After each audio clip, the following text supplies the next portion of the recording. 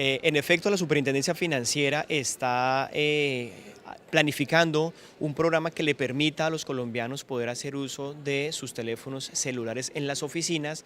procurando facilitar la inclusión digital. Entonces, lo que estamos explorando es un plan piloto que nos permita dentro de algunas oficinas poder acreditar adecuadamente que el uso de los celulares en las oficinas no va a ser un mayor factor que exponga al riesgo a las personas, sino por el contrario va a mejorar su relacionamiento con la entidad financiera, va a ser mucho más fácil adelantar trámites y lo más importante, va a simplificar el tiempo que gastamos los colombiaos en las oficinas. Entonces es una política de digitalización financiera y lo que procuramos es ayudarle a las personas para que no sea una restricción el uso de celulares para solicitar trámites, para adelantar operaciones en el sistema financiero cuando uso el celular en las oficinas. ¿En qué oficina se va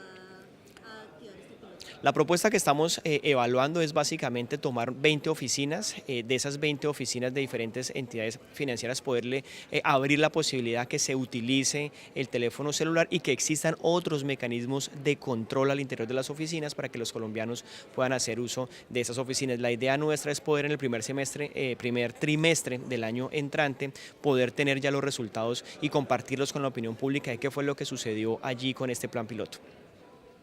Bueno, pasando un poquito al foro, usted habló un poco de los riesgos a los que se enfrenta la industria financiera. Explíquenos un poco cuáles son y cómo han ido cambiando con el tiempo. Sí, específicamente lo que hemos hablado en la conferencia del día de hoy es lo siguiente. Lo primero es que el riesgo de crédito sigue siendo fundamental en el plan de supervisión del primer semestre del año 2019, concentrado particularmente en algunos sectores específicos, concentrado en grandes exposiciones y también concentrado en una mejor o una revelación adecuada de ese riesgo en los balances de las entidades financieras. Riesgo de mercado, por supuesto, sigue también muy presente en la labor de supervisión del año entrante, en la medida en que estamos expuestos probablemente a una salida de inversionistas extranjeros que puede reflejar en el valor de las inversiones en Colombia alguna pérdida de precio. Las medidas que estamos tomando es entender muy bien qué efecto está teniendo y cómo, si llegase a presentarse esta situación, se hace de la mejor manera. En materia de liquidez, también revisando específicamente cómo nosotros vamos a enfrentar algunas presiones del costo del fondeo. Creemos que al existir una política monetaria mucho más agresiva en los países desarrollados, aumentando tasas, pues definitivamente el costo del fondo aumenta y eso se traslada a las operaciones en Colombia. Pero no solamente hemos hablado de riesgos financieros, también hablamos de riesgos no financieros o riesgos no tradicionales, como por ejemplo es la exposición al cambio climático, los esfuerzos tan grandes que estamos haciendo en materia de ciberseguridad, en prepararnos y adecuar pues las normas de la mejor forma para que esos ataques cibernéticos no puedan materializarse en nuestro sistema financiero y de esta manera las transacciones que sean más seguras y que exista seguridad también sobre la información de los consumidores financieros. También hemos venido a hablar específicamente de riesgos de cambio climático, cómo el cambio climático cada vez más está presente en las necesidades de evaluación de riesgos de las entidades financieras, no solamente a la hora de originar créditos, no solamente en las compañías de seguros, sino la transformación misma que está teniendo la economía hacia una transición, hacia una economía mucho más verde. Usted habló también de cómo los conglomerados financieros hacían que se enfrentaran a unos riesgos de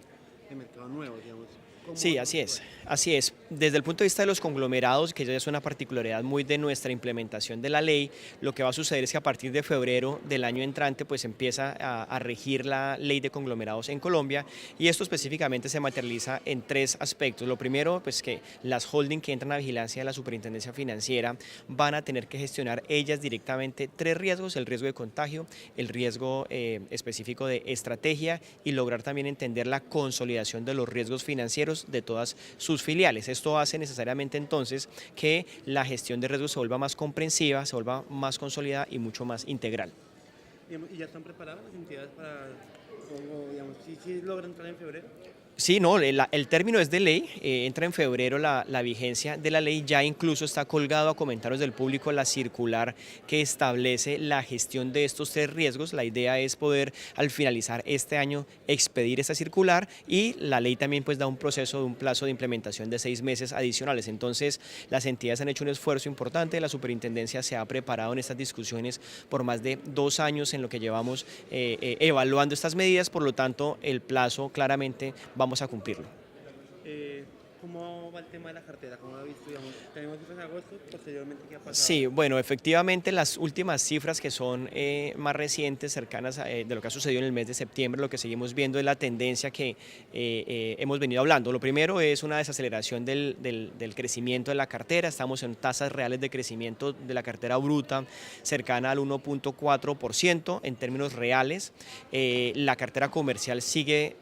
quieta, sigue estancada, no hay una mayor dinámica y eso es lo que expresa este indicador de crecimiento un poco más lento de lo que estábamos nosotros esperando, pero el comportamiento de la cartera es positivo, el indicador de cartera vencida, esto es los créditos que tienen mora más de 30 días, está en 4.96% y la velocidad de deterioro se ha frenado bastante, es decir, los créditos ya no se están deteriorando a la velocidad que veníamos viendo y esto es una buena tendencia. Las provisiones siguen siendo un elemento de protección bastante importante, tenemos hoy un nivel de cobertura que es medido como el total de provisiones sobre el total de cartera deteriorada cercano a 125%, es un peso, por cada peso deteriorado tenemos 1.25 pesos para cubrir estos riesgos, de tal manera que estamos expectantes, el año va a terminar con algún nivel de volatilidad derivado de otros procesos, pero creemos que el año va a cerrar con unas utilidades positivas para el sistema financiero y en particular para los bancos. Vamos a cerrar una tasa de deterioro muy cercana al 4.9% y la tasa de crecimiento que estamos proyectando nosotros en términos reales al cerrar el año es aproximadamente 1.82% en crecimiento de la cartera bruta.